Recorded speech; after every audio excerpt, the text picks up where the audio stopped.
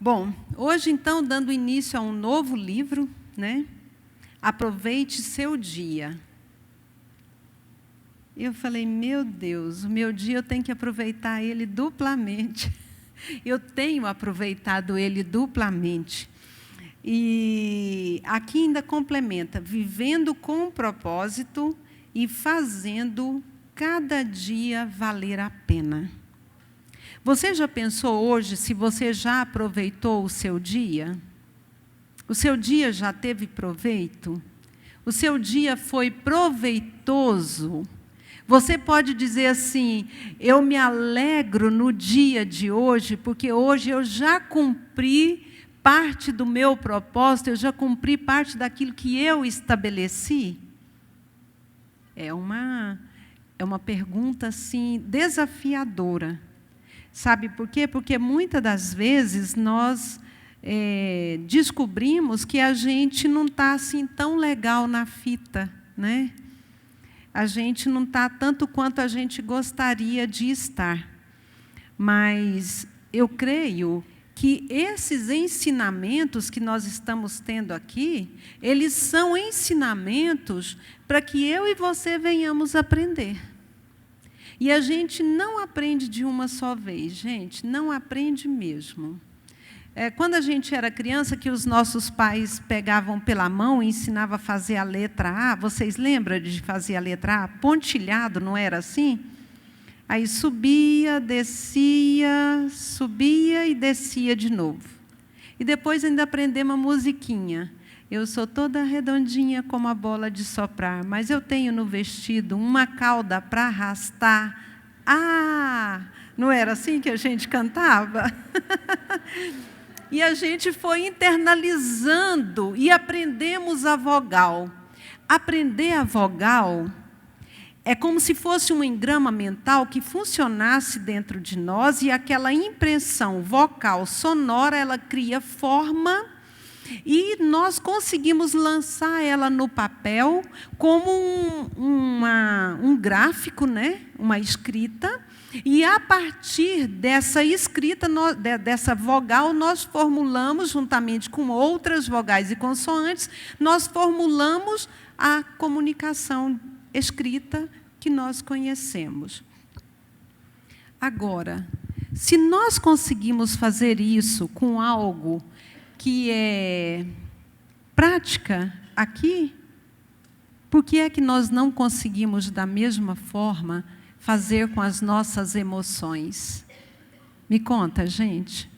Qual a diferença? O que há dentro de nós? O que acontece dentro de nós que nós não conseguimos internalizar isso e fazer ser verdade? Porque na escrita, é uma escrita, você pega e escreve aquilo que você quer. Mas a emoção, ela é algo próprio, ela é seu. E você pode manifestá-la da forma que você quiser. Então, por isso, esses livros e esses ensinamentos que a igreja tem como preocupação trazer para todos nós, é para nós aprendermos a nos comportarmos emocionalmente, para que a gente possa, então, aproveitar o nosso dia e viver uma vida com propósito, fazendo valer a pena cada dia. Essa foto é uma foto minha, e eu a coloquei aí. Foi um dia muito especial, foi o dia 11 de maio, quando eu fiz 55 anos agora, esse ano. E como vocês podem ver, eu gosto de levantar bem cedo. Eu gosto de levantar de madrugada, e nesse dia eu precisei da companhia do meu marido para fazer essa foto. Você imagina a alegria dele. Eu vou só porque é seu aniversário e para te honrar. E isso mesmo, pode ir só porque é meu aniversário e para me honrar. Não precisa estar de cara boa também, não. Você indo para mim é o que basta. Mas ele é bonzinho, graças a Deus. E aí eu fui lá, uma oração, agradecendo a Deus pela vida, pelo dom da vida. Então, eu levanto mais cedo para aproveitar mais ainda esse dia, porque era um dia extremamente especial para mim. para a minha vida. E eu fiz questão que todas as minhas amigas, né, mais próximas, quem eu tinha número, eu mandei. Falei, olha, gente, estou mandando só pela alegria de dizer assim, olha, vocês fazem parte da minha história. Entenderam? É ser grato, é aproveitar o nosso dia, é aproveitar a nossa vida. Sabe por quê, gente? Olha só. A vida, ela passa extremamente depressa. Dormimos crianças, acordamos adultos, piscamos e estamos velhos, suspiramos e o que acontece? E tudo não existe mais. É muito rápido. A vida é muito rápida. Se você não prestar atenção, de repente, passou. E aí? Gente, eu já estou com 55 anos de vida. Meu Deus! Parece outro dia eu estava me casando, tendo os meus filhos, e hoje eu já sou vovó. Não é verdade? Agora já estou numa segunda etapa da vida.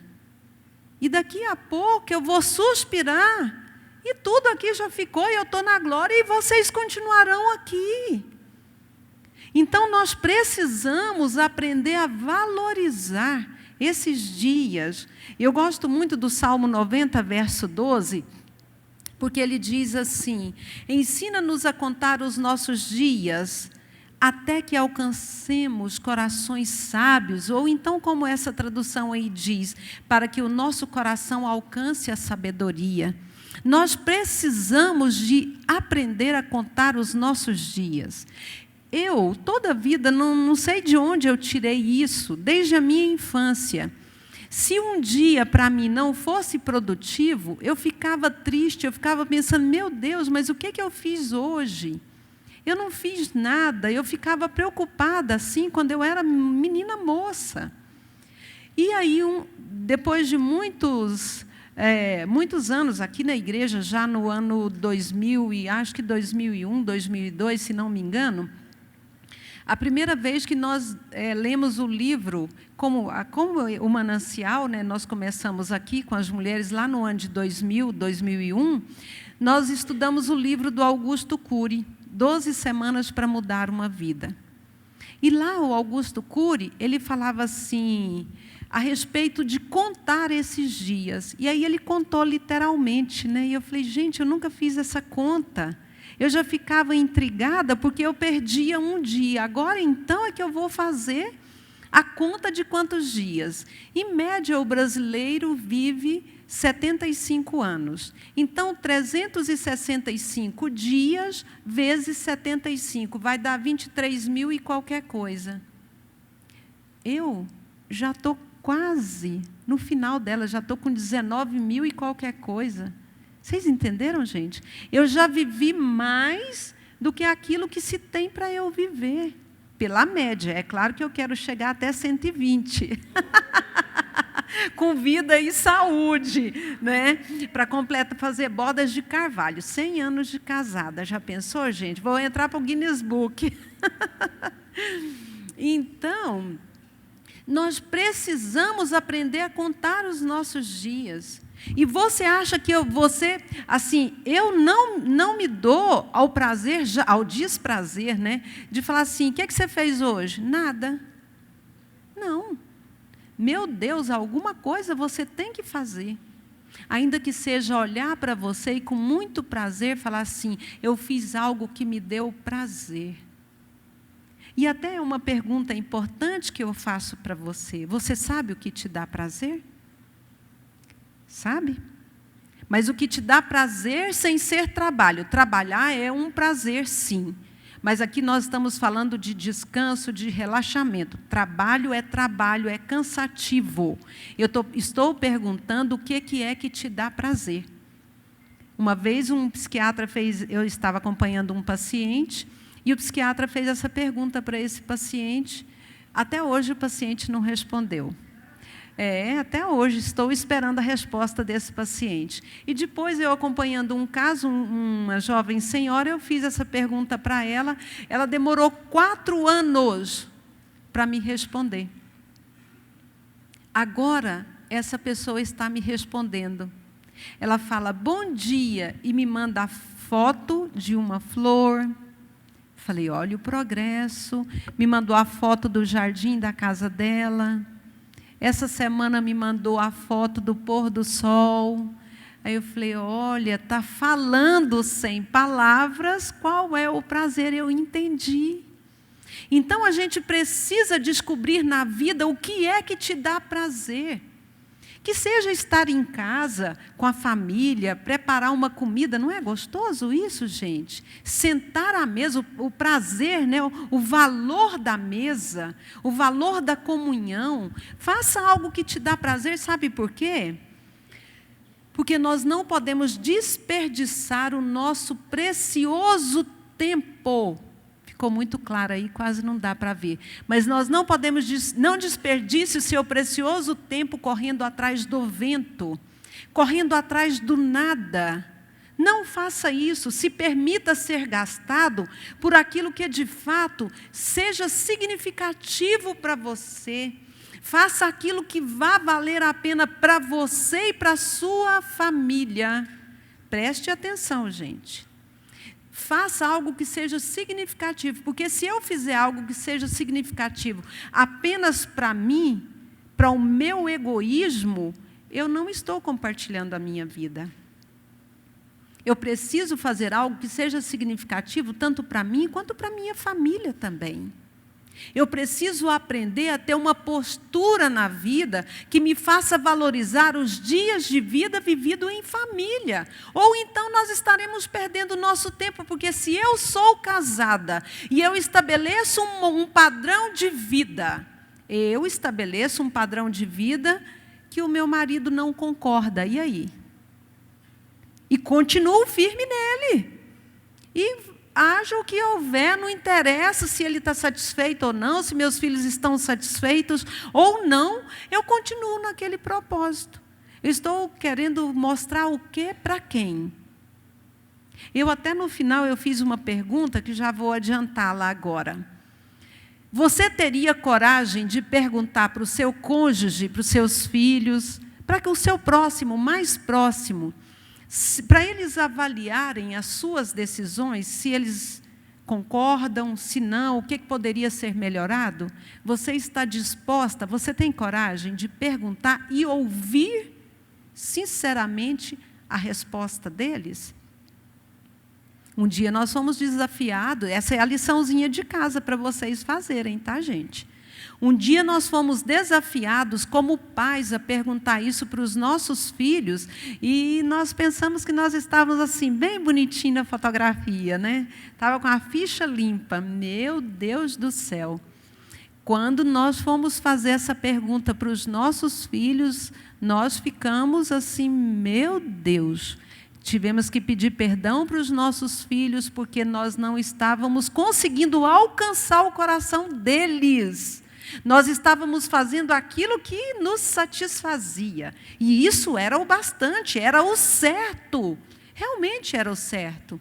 Mas se eu não adequar o certo à forma que o meu filho vai entender, para quem que eu estou fazendo? Estou fazendo para mim e não para ele. É como se eu falasse assim, Ruda, eu fiz um bolo de chocolate para você, Ruda, mas eu me especializei, eu procurei produtos especiais e eu trouxe para você. Aí a Ruda vira para mim e fala assim, ai, minha amiga, eu sou alérgica a bolo de chocolate. E aí? Adiantou eu fazer para ela? Não, eu fiz foi para mim. Porque se eu fosse amiga mesmo dela, eu saberia que ela era alérgica a chocolate. Se eu fosse íntima dela, não é verdade? Então, gente, procure fazer coisas que é significativa para você e sua família. Não seja egoísta ao ponto de fazer aquilo que somente satisfaz a você. Olhe para aqueles que estão à sua volta. Porque tem gente que se veste de uma capa e entre nós... Aqui é verdade, gente, tem muita gente dessa forma, não é só aqui, é em todos os lugares que nós vamos. Veste uma capa que é lindo, mas depois, a hora que chega em casa, trata a família nos cascos. Até outro dia, eu atendi uma criança, uma pré-adolescente, e ela falou assim, nossa, pastor, eu queria tanto que meus pais me tratassem como eles tratam você. Eu fiquei branca, falei, meu Deus, como é que eu vou falar para os pais dela mudar, né?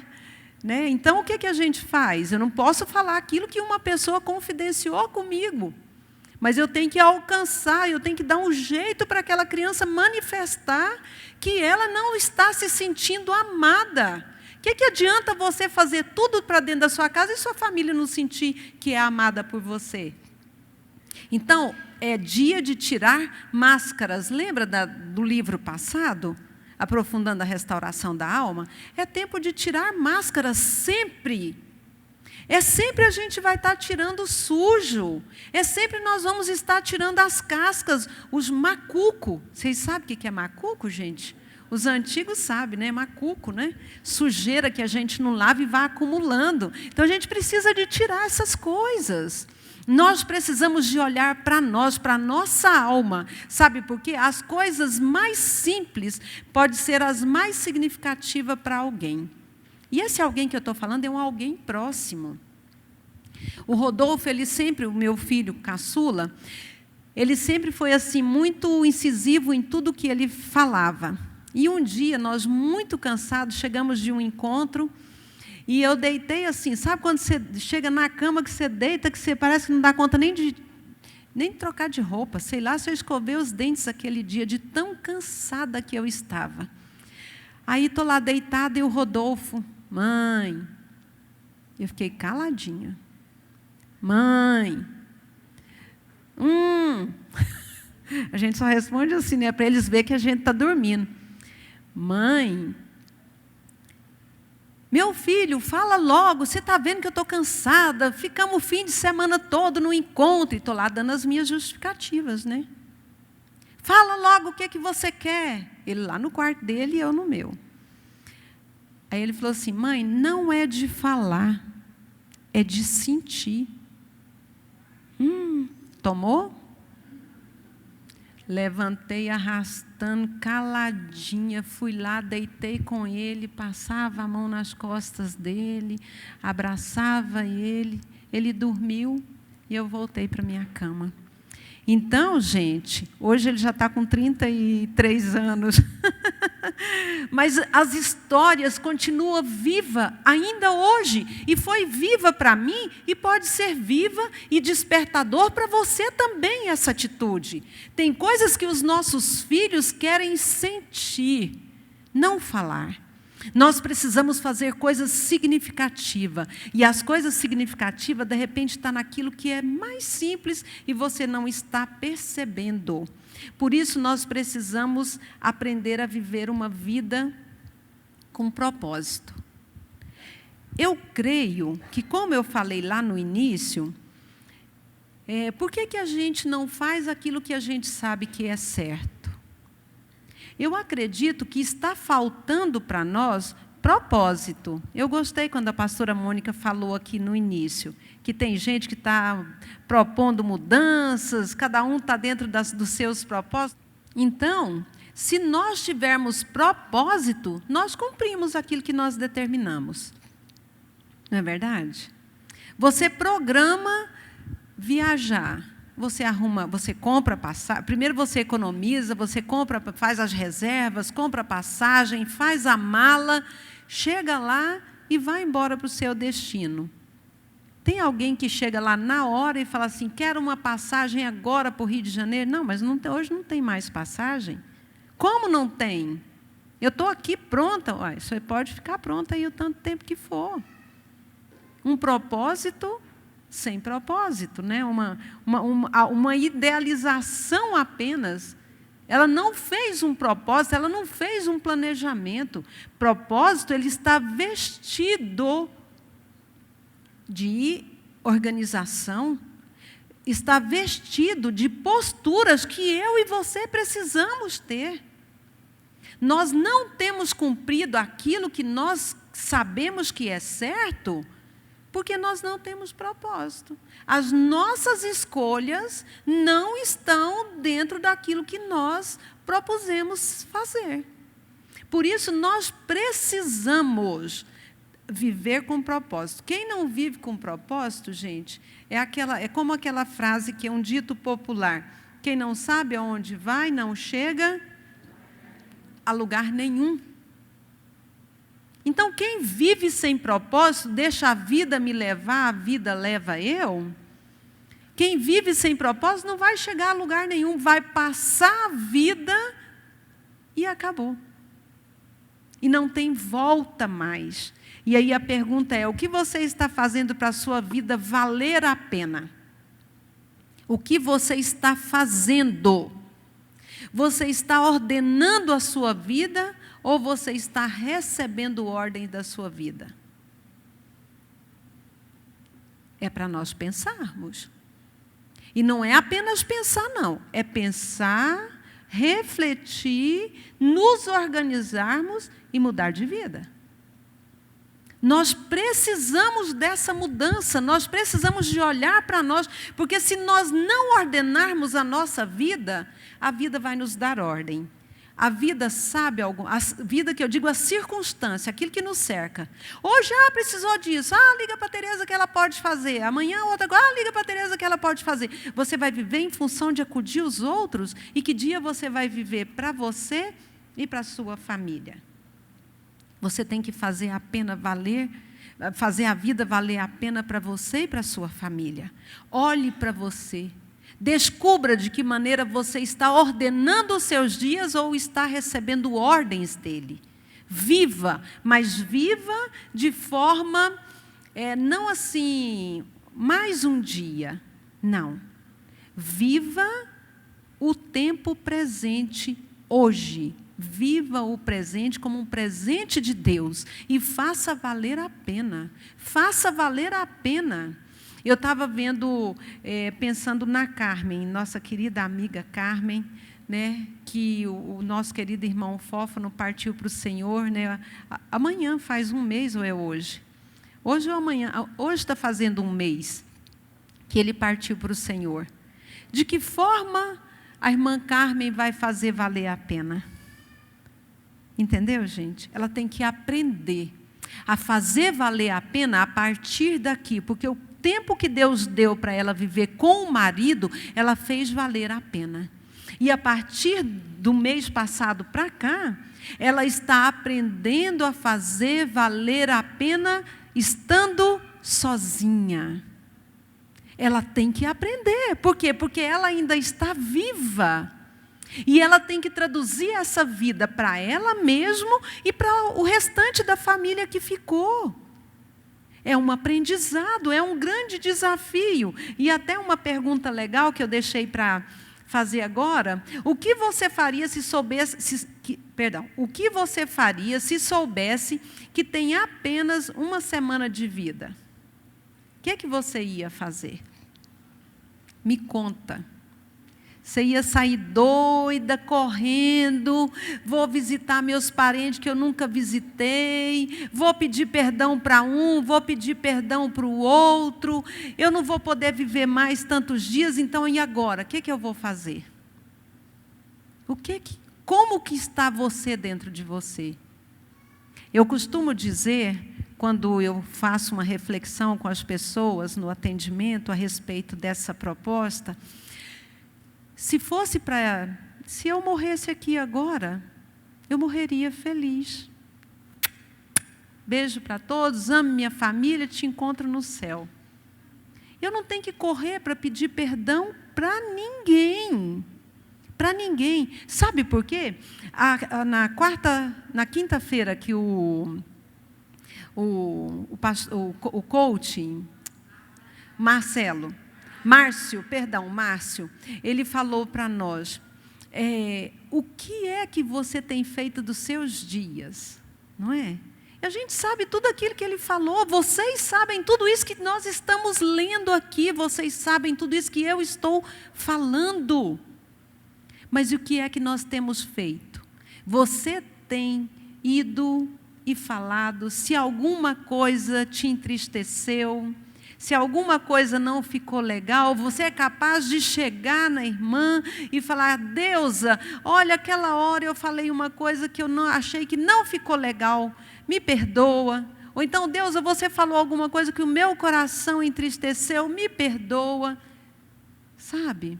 Nós precisamos ser assim, nós não podemos deixar o sol se pôr, acumular sobre aquilo que nos machucou, que nos maltratou. Não é? Então, é uma escolha. E essa escolha é o que eu e você temos que fazer hoje. Por isso, nós precisamos viver a melhor versão nossa. Hoje, eu sou muito melhor do que fui no passado. E amanhã eu quero ser muito melhor do que o que eu sou hoje. Eu estou aprendendo, gente. É um caminho, é uma grande caminhada que nós precisamos aprender. E quem foi o nosso mestre maior, gente? Que amor é esse? É Ele, é Cristo. Ele se ofereceu por mim e por você. Ele se ofereceu ao ponto de dizer assim: olha, ainda que você ainda não me ame, ainda que você ainda não me conheça, eu dou a minha vida por você. Me conta. Quem tem coragem de fazer isso? Ontem à noite o pastor perguntou, ou de manhã à noite mesmo, ele perguntou: quem tem coragem de dar o seu filhinho aqui?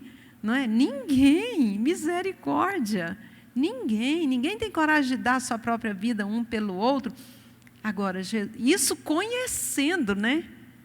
Agora Jesus falou assim: olha, vocês ainda nem me conhecem, mas eu já me ofereço por vocês. Ou seja, Ele está mostrando para nós a respeito assim, de uma escolha que Ele mesmo teve que fazer. Ele escolheu, e até tem um livro, né? Ele escolheu os cravos, um livro poderoso. Ele escolheu se enfermar para que hoje nós fôssemos sarados. Ele escolheu. E você, o que tem escolhido? Você tem escolhido a Cristo pelo que Ele é ou pelo que Ele pode te oferecer? Então, nós vamos agora, nesse momento, entrar no nosso capítulo de número 1. Deus criou o homem com o livre-arbítrio. E o desejo de Deus é que nós o usemos para fazer a escolha certa. Escolher fazer a vontade do próprio Deus. Eu gosto muito desse versículo lá de Deuteronômio 30, 19, que ele diz assim: eis que tomo o céu e a terra por testemunha, que propus contra ti vida e morte, bênção e maldição. Escolhe, pois, a vida para que vivas tu e a tua descendência. A escolha que eu e você fazemos hoje não é somente nós que vamos desfrutar dela, não, gente.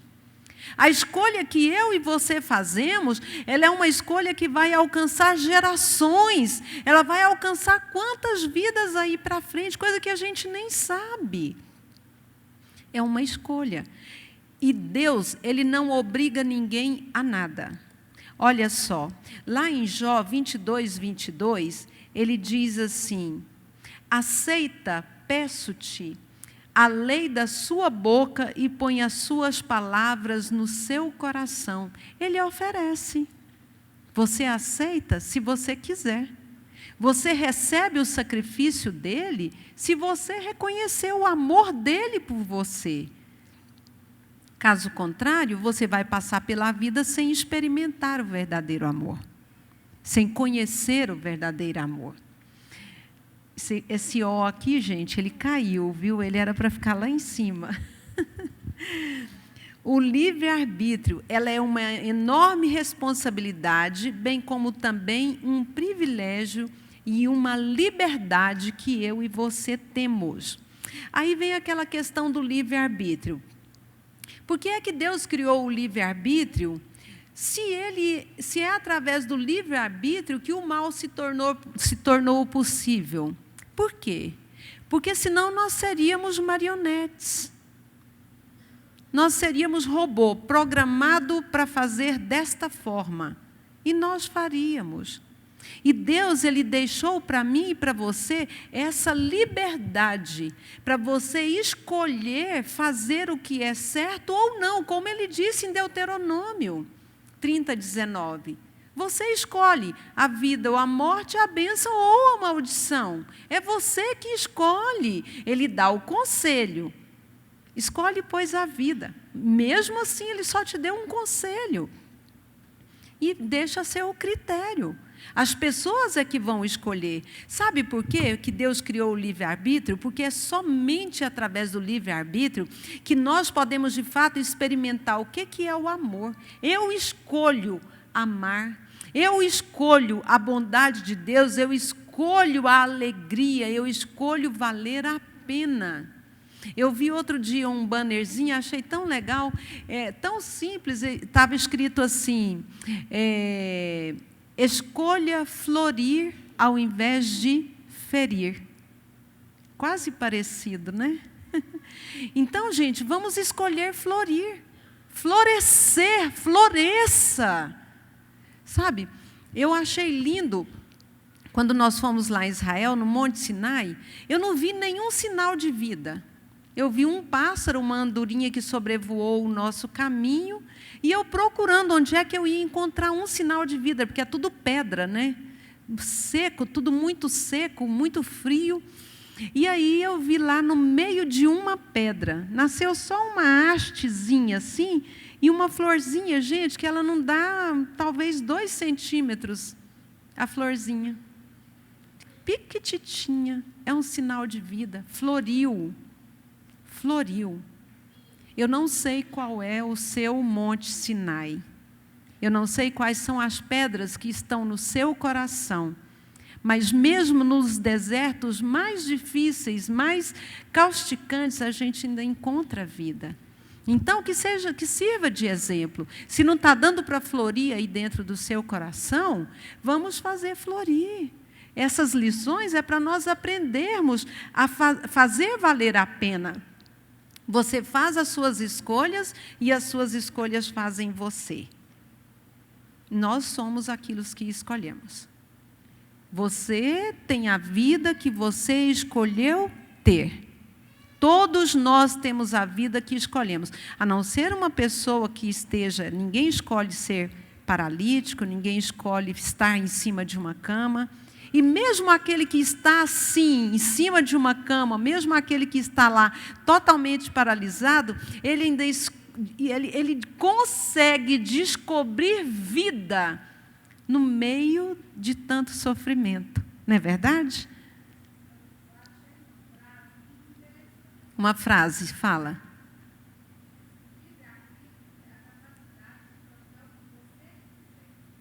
Sim. O livre-arbítrio é isso mesmo. Você pode plantar o que você quiser. Mas saiba, você vai colher a mesma coisa. A justiça é, eu planto o que quero e colho o que exatamente eu plantei. Certo? Está aí, é eu e você que fazemos as nossas escolhas.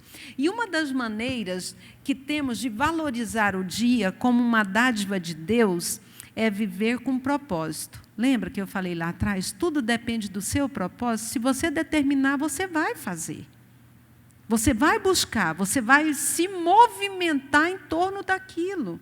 E isso sem perder tempo ou se deixar ser manipulada pelas circunstâncias daquela que nós não podemos controlar. Se eu não posso mudar uma circunstância, vai resolver eu ficar mostrando?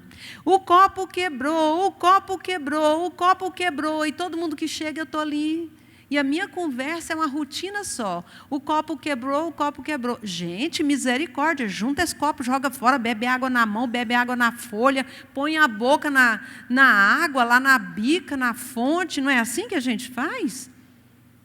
Então, nós precisamos de dar soluções rápidas. Nós precisamos aprender a nos movimentar em torno daquilo que nós queremos, que nós precisamos. É um despertar para todos nós. Existem, quando a gente fala de tempo, existem 2 tipos de tempo na nossa vida. O tempo improdutivo, que é aquele tempo morto, quando a pessoa fica num estado passivo à espera de algo. Não tinha uma música antiga que falava assim, estou aqui com a boca cheia de dente, esperando a morte chegar? Tinha uma música que cantava desse jeito. Raul Seixas, isso mesmo. Estou aqui com a boca cheia de dentes, esperando a morte chegar. O que esse indivíduo vai receber? A morte mesmo. Ele não fez nada para movimentar, esperando a morte chegar. Não, eu faço o meu tempo ser produtivo. Tempo produtivo é um tempo vivo. É quando a pessoa é ativa, ela move as suas emoções e usa cada segundo a seu favor, tomando decisões assertivas. Assertivas quer dizer assim, eu, dentro da minha proposta, dentro do meu propósito, eu creio que esse seja o caminho certo. Não quer dizer que ele vai ser exatamente como eu planejei. Assertiva quer dizer, ele tem uma possibilidade muito grande de acerto. E se não der certo, nós vamos ter o jogo de cintura para poder entrar no lugar certo. Não é assim? Nós adequamos, nós contextualizamos, nós ressignificamos aquilo que nós estamos vivendo, gente. Ou fazemos assim, ou não seremos nada. Vamos ficar igual a música do Raul Seixas, esperando a morte chegar. Cada momento de fracasso, cada instante ou situação em que não escolhemos, ou quando, uma situação é quando eu não escolho, e quando eu administro esse tempo, isso representa as nossas escolhas. Teremos, então, um tempo produtivo ou um tempo improdutivo. É a sua escolha, você vai determinar o que você quer. Qual desse tempo você tem usado a seu favor? O tempo produtivo ou o improdutivo? Ou não, nem sei se eu faço uso de algum deles. Nem sei pensar a respeito. Então, é o tempo para nós pensarmos. Produtivo ou improdutivo eu estou sendo com o meu tempo, com o presente que Deus me deu? Pense no que você tem adiado. Pense nos problemas, nas questões às quais você não quer lidar com ela. Problemas sistemáticos que parecem difíceis demais para resolver. O tempo improdutivo, gente, você fica nele. É difícil demais. Eu não dou conta. Nem quero falar nesse assunto. Para mim está morto. Mentira. Não está morto. Qualquer coisa que cutuca, sai cobras e largatos por todo lado. Ou então, quando levanta um pouquinho a tampa, sai mau cheiro para todo lado. Entenderam, gente? Tem coisas dentro de nós que nós estamos com esse perfil guardado dentro de nós. Então, nós precisamos fazer com que esse tempo improdutivo, que nós ficamos lá paralisados, estáticos diante dessas circunstâncias, que nós não queremos mexer nela, ele vai tornar-se produtivo quando eu usar como uma oportunidade de fazer o que precisa ser feito. Tem coisas que precisam ser feitas e ser feitas de imediato. E tem coisas que eu posso programar para fazer. As coisas que precisam ser feitas de imediata, eu posso e devo fazer, respeitando também aqueles que estão à minha volta. Porque eu não posso falar assim, a partir de hoje o meu critério é esse. E o meu cônjuge, o que ele acha? E os meus filhos? Foi o que eu falei lá atrás. Você é capaz de perguntar para eles? E ouvir sinceramente a resposta deles? Tarefinha de casa. Esse momento, esse tempo, ele não é a sua vida, mas é um momento na sua vida. Como você vai usar esse tempo? A decisão é sua e as consequências também. Você planta o que quiser, mas você vai colher exatamente o que você quiser. E essas escolhas está aí para nós fazermos, ou certo ou errado, a vida e a morte, a bênção ou a maldição. Então, nós pagamos um preço não só para fazer a coisa certa. A coisa certa tem preço? Tem, gente. Quando a gente determina não mentir, a gente não mente. E se a gente fala uma coisa que não ficou bem legal, o Espírito Santo mostra para a gente. Isso você falou, mas não é bem assim. Então, eu tenho que voltar lá e pedir perdão, porque eu falei a coisa que não era certa. E tem muita gente passando por cima disso como um trator. Vai passando como um trator. Não interessa se falou certo, se falou errado, se desrespeitou. Gente, desrespeitar é algo muito forte. Nós temos que pensar um pouco mais sobre isso. Nós, adultos, dificilmente nós vamos encontrar uma pessoa para nos desrespeitar. E quando desrespeita, você fala para os filhos. Não fala? Meus meninos, quando era adolescente, eu falava, volta aqui, essa palavra me desrespeitou. Não vou voltar. Volta, vai pedir perdão, porque tem consequência essa palavra na sua vida. Não vou pedir perdão. Pede, vai pedir perdão. Agora, vou pedir da boca para fora. Pede. Da boca para fora, o resto eu faço. Eles tinham que cancelar aquela palavra deles, que falou e que não era verdade, nem eles, não era verdade nem para eles e muito menos para mim. E eu não me sentia ofendida pelo que eles falaram. Não, de forma alguma. Mas eu não queria a maldição, a consequência daquela palavra sobre a vida deles. Por isso eu fazia eles pedir perdão, ainda que da boca para fora, como eles falavam. Mas, no fundo, eles queriam pedir perdão, sim. Eles sabiam e entendiam o que era que estava sendo proposto ali. Então, dificilmente nós vamos ser desrespeitados, mas muitas das vezes nós desrespeitamos aqueles que estão à nossa volta. E passamos por cima feito um trator. Por isso, nós precisamos de pensar sobre essas escolhas. Tem um preço a ser pago? Tem. Mas um preço muito maior é o que nós pagamos por escolher as coisas erradas. Por escolher não cumprir o propósito de Deus, por escolher desonrar pai e mãe, por escolher desonrar o nosso cônjuge, por escolher forçar os nossos filhos, levar os nossos filhos à ira, não é? A palavra já falou para nós não fazermos isso e a gente continua fazendo. Então, é um propósito que nós temos que estabelecer. Muitas pessoas destroem a sua vida porque não estão dispostas a fazer o que é difícil. Fazer o certo é muito difícil mesmo, mas não é impossível, tá, gente?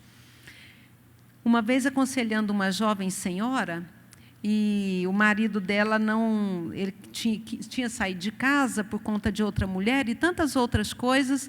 E eu falei para ela entrar para a oração, para poder buscar aquele marido, resgatar aquele marido. Ela olhou para mim e falou assim, você acha que eu vou passar a melhor parte da minha vida orando para esse infeliz voltar para mim, que ele vá, se arrebente, morra, eu vou viver minha vida? É uma decisão, gente. Entendeu? Uma pessoa dessa conhece Deus? Não. Nem conhece, não podemos falar nada mais. Ela nem conhece Deus, ela nem conhece esse amor que eu falei lá atrás. Que amor é esse? Ela não conhece. E nós precisamos de saber que essas nossas escolhas que nós fazemos, de fazer o que é certo, ela é muito difícil, sim, sabe por quê? Porque muitas das vezes nós estamos em territórios que são assim, territórios pantanosos, territórios perigosos, que eu e você não conhecemos as consequências e o que vai dar lá na frente, e a gente acha que pode entrar numa boa. Não é verdade? Quem não conhece o rio Araguaia, chega lá e fala que pode entrar em qualquer lugar. E todo ano a gente vê com tanta informação e a gente ainda vê tantas mortes causadas por causa do banco de areia. Não é assim? Terreno perigoso. E aqui está 2 terrenos extremamente perigosos, que é o terreno do sentimento e o terreno da vontade. O sentimento, a emoção, gente, a emoção ela é assim avassaladora, a emoção ela não mede consequência, ela quer aquilo e pronto e acabou. A vontade não. A vontade ela é ponderada, ela é centrada. A vontade é aquilo que eu determino e faço. É isso que nós precisamos entender. E eu gostei muito no livro, quando ele falou assim, que se você está tomando muitas decisões que não são tão assertivas, ele falou assim, porque você está passando muito tempo no território do sentimento e pouco ou nenhum tempo no território da vontade. Se você quiser, você muda. Depende de você. A palavra do Senhor nos diz, tudo quanto imagina a sua alma, assim é. Entendeu? Não tem jeito, você já é. Se você crê que você é aquilo, igual fala assim, eu sou igual ao meu bisavô, meu avô era tudo desse jeito, eu tenho até o nome dele, a pessoa falou. Falei, meu Deus, isso é que é gostar de trazer maldição para si. Está só no território do quê? Do sentimento. Você pode mudar se você quiser, a vontade é sua. Agora, as pessoas perdem uma vida por não querer fazer o que é certo, mudar a vontade dele. Eu não posso me contrariar. Decida não viver na casa de verão das emoções, mas na cidade central da vontade. Eu gosto muito dessa palavra lá de Filipenses 4:8. Porque ele falou aí a respeito da vontade. Como que nós vamos formular a nossa vontade? De onde vem a nossa vontade? Ela está onde? Ela está dentro de mim, de você. E nós fazemos ela se tornar verdade ou não, dependendo daquilo que nós pensamos, daquilo que nós formulamos e estabelecemos para seguir na vida. Em Filipenses 4:8, eu falo que isso aqui, para mim, eu chamo de 8 peneiras.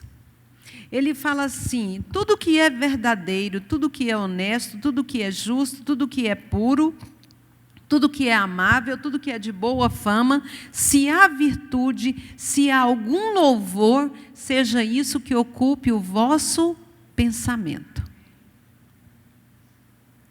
Paulo, ele já começa a falar de uma forma muito clara que se você quiser ter um pensamento curado, sarado, você tem que pensar apenas o que é verdadeiro, honesto. Aí quando a gente senta com uma pessoa para conversar com ela, que está passando por uma dificuldade muito grande e que está sofrendo imposições de outras pessoas, o que acontece? Eu falo para ela mudar essa concepção, esse pensamento dela. Então eu falo com ela, o que você está pensando? Vamos nos colocar dentro dessas 8 peneiras, então. Vamos colocar aqui a primeira peneira. É verdadeiro? É, o que a pessoa falou é verdadeiro, isso que eu estou pensando a respeito é verdadeiro. Aí vem lá a segunda, é honesto? Passa algumas coisas. É justo? É puro? Acabou, não passa mais. Acabou. O que vai cair aqui embaixo, gente, é o que, olha lá, é amável, é de boa fama, existe virtude. O que eu vou pensar a respeito da outra pessoa tem alguma virtude?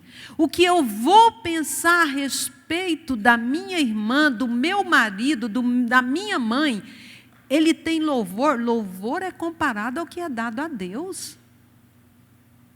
Se isso aí se não for com essas 8 peneiras, não permita, sabe, abutres habitar o seu pensamento, não permita. É você que permite ou não.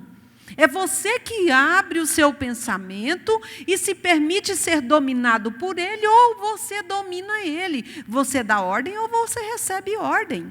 E nós somos agentes ativos. Sabe? Nós não somos lá passivos, deixa a vida me levar, a vida leva eu nasci assim, cresci assim, vou morrer assim. Não. Nós somos agentes ativos. Então, você precisa mudar a sua concepção.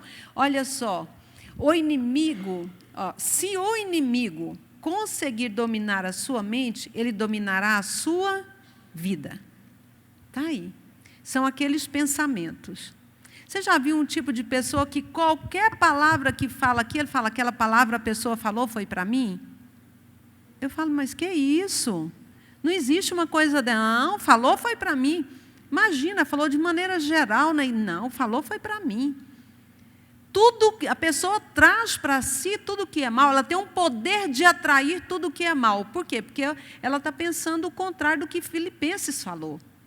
Gente, tudo que vocês forem falar, pensar, fazer, passa pelo crivo de Filipenses 4:8. O que não passar lá, gente, não faça. Eu costumo dizer que o que caía aqui embaixo dessas 8 peneiras é uma purpurina. Como é que você pega purpurina? Você pega assim com a mão? Você pega com o quê? Com o dedo, com a digital, de tão fino, de tão pouquinho que é. Você chega, toca o dedo, é ali. Pega o que caiu dessas 8 peneiras e povoa o seu pensamento, enche a sua mente de fé, de esperança, e não se permita ser dominado pelo inimigo, porque ele sabe que se ele dominar a sua mente, ele dominou tudo. Use a armadura de Deus, o capacete da salvação. Gente, o capacete protege a cabeça. O que é a cabeça? Só a cabeça. Dos 5 órgãos do sentido, 4 está na cabeça. Gustação, olfação, visão e audição. Meu Deus do céu! E o inimigo vem para atacar aí. Ele vem para atacar essas 4 áreas. Quantas pessoas são tentadas nessas 4 áreas? Mas você pode dizer, mas gustação? Olfação? Como que é? O diabo, as pessoas que entram pelo mecanismo de comportamento autodestrutivos, eles vão tanto pela olfação como pela gustação. Cheirar maconha, não é assim? Olfação. E a gustação, o desejo da bebida, o cheiro também do cigarro, e assim tantas outras coisas. E a gente esquece de orar por essas áreas, não é verdade? Então, nós precisamos tomar a armadura de Deus para que o inimigo não tenha poder de dominar a nossa mente. Podemos escolher fazer com que cada dia seja produtivo para realizar algo que valha a pena, ou podemos escolher desperdiçar o nosso dia. Não desperdice o seu dia. Não se deixe enganar, de Deus não se zomba, pois tudo quanto o homem semear, isso também colherá. Quem semeia para a carne, da sua carne colherá destruição, mas quem semeia para o Espírito, do Espírito colherá o quê, gente? A vida eterna. A vida eterna. E essa vida eterna, a manifestação dela vem pela graça de Deus. A graça de Deus, graça é favor imerecido. Ele fez por mim. Que amor é esse? Mesmo sem eu conhecê-lo, Ele deu a sua vida por mim. Isso é graça, a manifestação da graça. E nós precisamos da graça de Deus para fazermos as nossas escolhas.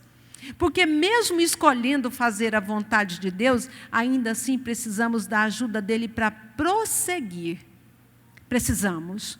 Sozinho, da força do nosso braço, da nossa inteligência, do nosso poder, nós não alcançamos, nós não conseguimos, nós só vamos conseguir com a graça de Deus. E essa graça, ela é derramada em nós através do Espírito Santo de Deus. Aqueles que clamam, que buscam essa graça. Então, nós precisamos dessa graça para poder continuarmos no propósito qual nós estabelecemos. A soberania de Deus, gente, a vontade humana, ela é o poder pelo qual uma pessoa determina as suas ações e decide o que fazer ou o que não fazer. A vontade humana, ela é a revelação do seu caráter, da sua personalidade, da sua vida, de quem você é. É a sua vontade manifesta isso. O que a pessoa verdadeiramente o que a pessoa verdadeiramente deseja, ele vai procurar todos os meios para realizar, sozinho ou através de outro. Por quê? Porque quando nós determinamos, nós marchamos firme em busca desse propósito. E quando nós determinamos um propósito, nós precisamos de saber, porque está escrito lá, fazer a vontade de Deus. Como que nós vamos fazer a vontade de Deus? Para fazer a vontade de Deus, eu preciso conhecer a vontade de Deus, para depois eu escolher fazê-la. Jesus, ele conhecia qual era a vontade de Deus. E mesmo Jesus, lá na hora da angústia, o que foi que ele falou? Pai, se for possível, eu conheço o propósito, eu conheço a caminhada, eu sei que o caminho é o caminho da cruz, mas olha, eu humanamente falando agora, Deus, eu não quero ir, não. Se for possível, põe outro para passar no meu lugar. Mas, contudo, seja feita a tua vontade, não a minha. Então, eu preciso conhecer qual é a vontade de Deus, porque as pessoas falam assim, eu quero fazer a vontade de Deus. Mas se você não conhece Deus, se você não é íntimo de Deus, nós precisamos saber qual é a vontade dele para nos escolhermos por ela. Cuidado com escolhas baseadas em conceitos equivocados e emoções feridas. Conceitos equivocados são conceitos que eu estabeleci e aquilo eu fui ensinada desde criança e eu não mudo. Meu pai falou assim, minha mãe falou assim, e pronto, e acabou. E não dá oportunidade para conhecer de fato qual é o verdadeiro significado. Igual uma vez uma pessoa que deixou de tomar um medicamento controlado, que ela tinha crises convulsivas, e ela deixou de tomar o medicamento porque era uma droga. Aí que ela ficou mesmo completamente desequilibrada, e foi um transtorno todo, até conscientizá-la de que aquela droga não era a droga que se usa aí fora, mas era uma droga manipulada, que era própria para o uso humano e que não faria. Ela falou assim, eu prefiro perder a vida do que perder a salvação. Meu Deus, tadinha, olha que equívoco. Então, tem muito, estou falando isso aqui, é uma coisa tão simples. De repente, você está numa outra mais simples e não está vendo. Preste atenção nas suas decisões. Quando você for tomar as suas decisões, veja se o seu conceito não está equivocado ou também se a sua emoção não está ferida. Emoção ferida, você vira a página e vai embora como se fosse Deus falando, vai embora. E Deus está dizendo, não sou eu, a decisão é sua, né? Saiba que você não precisa continuar sendo vítima. Você pode ter tido um mau começo na vida, mas você pode ter um final grandioso. Você já tomou a sua decisão? Para quem e pelo que você está vivendo? Para quem você está vivendo? Pelo que você está vivendo? Faça suas próprias escolhas, né? Sejamos sábias. Deus nos conduz pela paz, sabedoria, bom senso e também um bom conselheiro nos ajuda. Tá? A palavra de Deus nos diz que na multidão de conselheiros há bom êxito. Somos livres para tomar as nossas decisões. É sábio estar pronto também para poder mudar e seguir a direção de Deus se ela não for a mesma direção nossa. Eu estava nesse percurso, mas daqui para frente eu vou ter que mudar a rota porque não era o caminho que eu planejei. Não dá certo, o que dá certo é por aqui. Então, nós precisamos dessas adequações. Nós nem sempre fazemos escolhas certas, mas sempre podemos nos recuperar das erradas através do reconhecimento, arrependimento e pedido de perdão. Gente, capítulo 2 e já acabou meu tempo. Amém? O que eu posso falar aqui? Fazer a vontade de Deus e a minha vontade. O Salmo 40, verso 8, ele diz, em fazer a tua vontade, Deus meu, eu me deleito, a tua lei está no fundo do meu coração. É aquilo que eu amo incondicionalmente. E como eu já falei, quanto mais íntimo nós somos de uma pessoa, mais nós sabemos quem ela é. Aí nós vamos passar pelo caminho da oração, nós vamos passar pelo caminho da leitura da palavra de Deus. Você ama a Deus pelo que Ele pode te dar ou pelo que Ele é? Pelo que você tem orado? No livro lá fala claramente. Por que Jesus orou? Jesus orou para que nós crescêssemos na busca da santidade, para que Deus nos desviássemos do mal, para que nós fôssemos santificados. Santificados e santidade é diferente, tá? Santificados, quando eu aceito Jesus, todos nós somos limpos dos nossos pecados, santificados. Santidade é um ato contínuo que eu e você precisamos praticar todos os dias de nossa vida. Não tem um dia sequer que nós dizer, hoje eu não preciso de praticar a santidade. Todos os dias devemos buscar a santidade. E fechando então o Salmo 1, lá no livro não falou, mas eu gosto muito dessa versão. Essa é a Bíblia na linguagem de hoje. Ela fala assim, a verdadeira felicidade. Felizes são aqueles que não se deixam levar pelos conselhos dos maus, não seguem o exemplo dos que não querem saber de Deus e que não se ajuntam com os que zombam de tudo que é sagrado. É uma opção, está tudo aí no mundo, você escolhe estar junto ou não, caminhar ou não, ou se assentar junto com eles. Agora, olha o versículo 2, que coisa mais linda. Pelo contrário, esse homem e essa mulher feliz, ela faz da lei do Senhor a fonte da sua, o que, gente? Alegria. Ela faz da lei do Senhor a fonte da sua alegria. E aí ele continua, olha que coisa linda. De dia e de noite, ele fica meditando nessa lei. Fica meditando na lei do Senhor, ou seja, na minha mente o tempo todo está a lei do Senhor. E o que mais, gente? Ainda fica imaginando de que forma pode servir ao Senhor mais de perto. O objetivo nosso em fazer a vontade de Deus é esse, é nós buscarmos e conhecermos o valor dessa palavra e meditarmos nessa palavra. Porque Deus, Ele quer que nós o glorifiquemos. E nós vamos o glorificar, não é só quando estamos aqui, glória a Deus e aleluia, aqui na igreja bonitinho, não. Nós vamos glorificar o Senhor lá dentro da nossa casa. Nos nossos relacionamentos, nas nossas escolhas, nas nossas posturas, da forma como eu trato o meu amigo, o meu vizinho. Sabe por quê, gente? A palavra de Deus aqui em Gênesis 4, o verso 6. Olha só, eu estava orando ali em cima antes de descer, e Deus me fez lembrar desse versículo.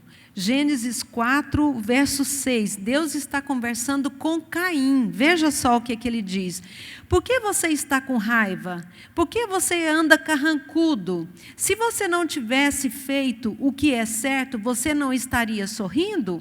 Mas você agiu mal, e por isso o pecado está à sua porta, à sua espera. Ele quer dominá-lo, mas cabe a você vencê-lo. O mal jaz à sua porta, mas cabe a você dominá-lo.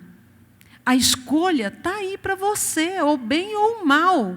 Cabe a você dominar, cabe a você tomar a postura certa. Sabe por quê, gente? Nós devemos amar a Deus e servi-lo pelo que Ele é, e não pelo que Ele pode nos oferecer. Nós precisamos ponderar as nossas escolhas, olhar para nós, e olhando para nós, nós precisamos de saber que Deus quer pessoas dependentes do amor dEle, dependentes daquilo que Ele nos conduz, da palavra dEle, da direção dEle. Então, nós precisamos da ajuda do Espírito Santo de Deus. Amém, meninas? Vamos estar de pé e fazer uma oração.